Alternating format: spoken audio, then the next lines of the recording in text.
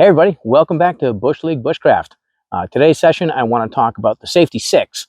Basically, 6 safety tips to keep you safe and sound while you're using a knife. So rule number 1 is to keep the knife in its sheath at all times when it's not in use. Now, that's simple to say. What happens if you don't have a sheath?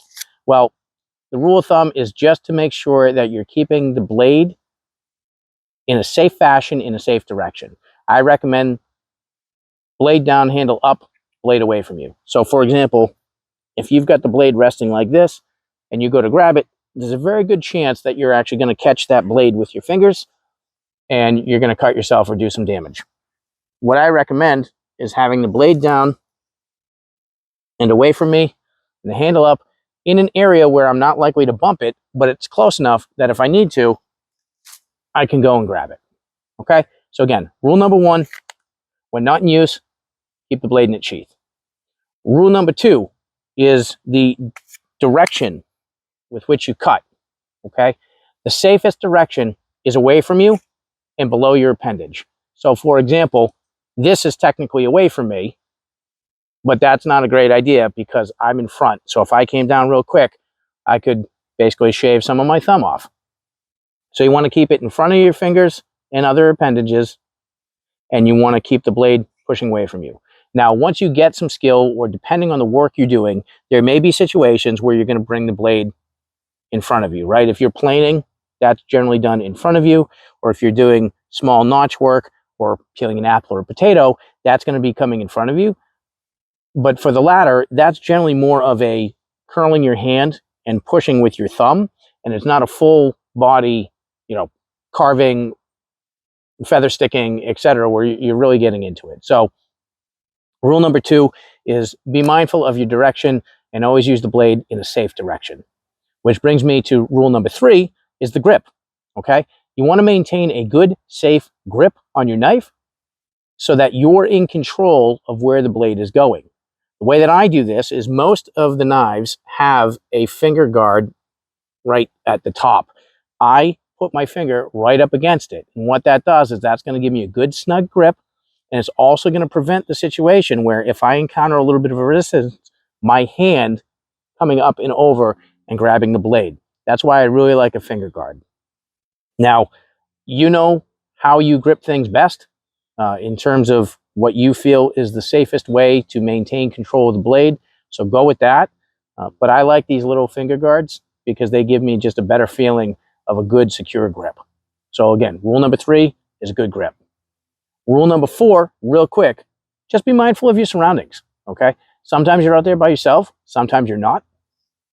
Just be aware of what's around you so you don't do one of these and then your friend needs to trip to the emergency room, or you smack your elbow, into a tree and you've got the blade, and so your reaction is to do something that could cause further injury, or you drop your tools, something along those lines. So again, rule number 4, just be aware of your surroundings when you're out there.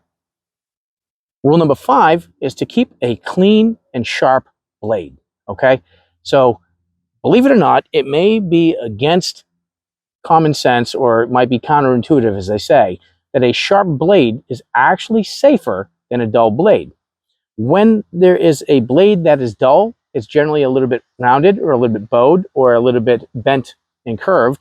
And what that can do is that can actually cause the blade to cause a little bit of resistance because the sharp edge isn't cutting, and then you move and then it deflects the blade away.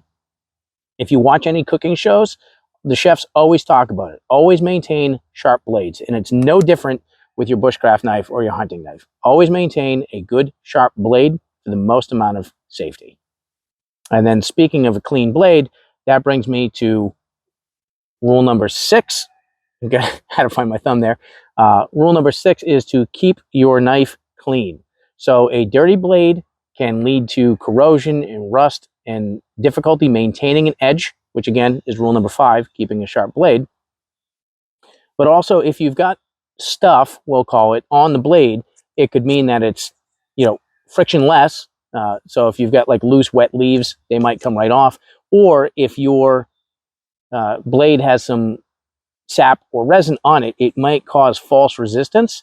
And then your inclination is to push through, which again, now you're no longer maintaining appropriate safety from a grip and a direction standpoint, it can change that up. Secondly, maintain a clean grip as well. If you've got a whole bunch of clay or mud or dirt, or just, we'll call it forest gunk, what can happen is it prevents you from actually keeping a good grip, which again was rule number 3.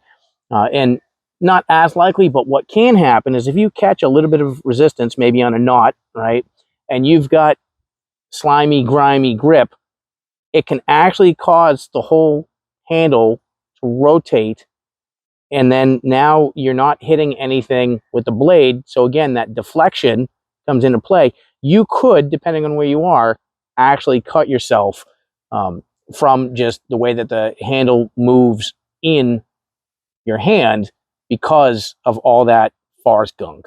So keep the handle clean as well as the blade. Okay, so overall, just want to impart the safety 6 in terms of maintaining your knife and appropriate use of a knife. And again, the first one was always keep it in its sheath. Second one was cut in a safe direction. Third one was maintain a good and proper grip so that you can control the knife.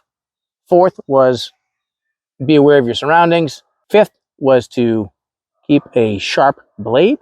And then sixth was to keep your knife clean.